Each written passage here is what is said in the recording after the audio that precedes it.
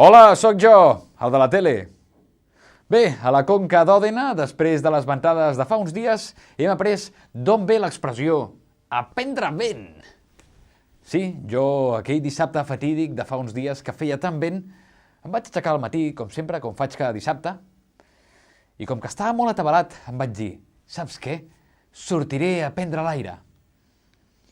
I això vaig fer. Vaig sortir al carrer i el primer que vaig veure és com sortien volant pels aires les bicicletes, les Barbies i el cocodrilo comilón de la botiga Dreams. Era com un enorme propulsor de joguines. La cavalcada de Reis es podria plantejar repartir els regals de Reis d'aquesta manera. És molt més econòmica i també sembla màgica, perquè els joguets arriben volant. Només va haver-hi dues coses que han aguantat com unes campiones a la nostra ciutat. Una és la M de McDonald's. Clar, com que són yanquis. Ells ja tenen molta experiència amb tot aquest rotllo dels tifons i els tornados. Sobretot els yanquis de McDonald's de la part de Florida. Bé, de Florida, o com dirien en americà correcte, passa'l, Florida. I un altre monument d'Igualada, un altre espai de la ciutat que va aguantar molt bé, va ser el monument a la dona que hi ha davant de l'edifici del Punto Blanco. Amb el vent que va bufar dissabte m'esperava que les guitarres aquelles que volten per la rotonda de l'Avinguda Balmes sortirien disparades en direcció Rubió. Fuh! Però no van sortir. Per cert, ara que parlo de Rubió, i els molins de vent d'aquesta bonica població, què? M'han comentat que es veu que els van parar. Els van parar, sí, perquè diuen que quan bufa molt fort el vent els han de parar perquè si no les aspes dels molins es fan malbé i es trenquen i bla bla bla bla bla bla.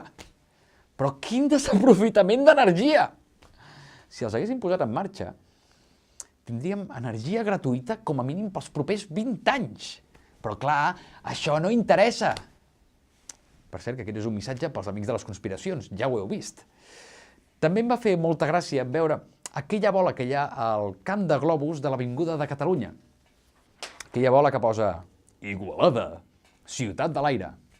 Anava tan ràpid que no es podia ni llegir Igualada, ciutat de l'aire.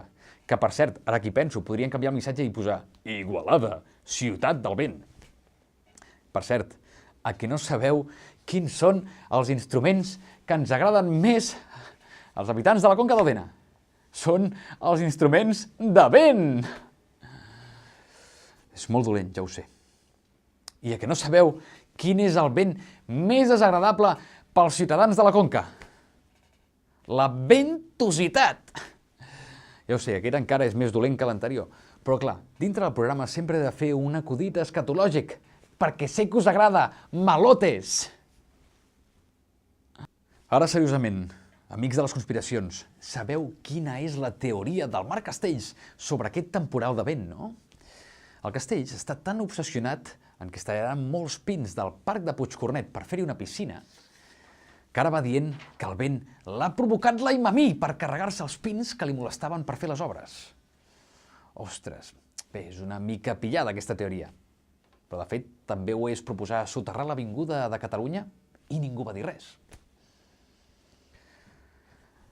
Aquests dies han estat uns dies tristos perquè desapareix de la Conca d'Òdena i de la comarca de l'Anoia una capçalera històrica, la capçalera del diari d'Igualada. I jo hi he volgut retre un homenatge i una despedida com es mereix.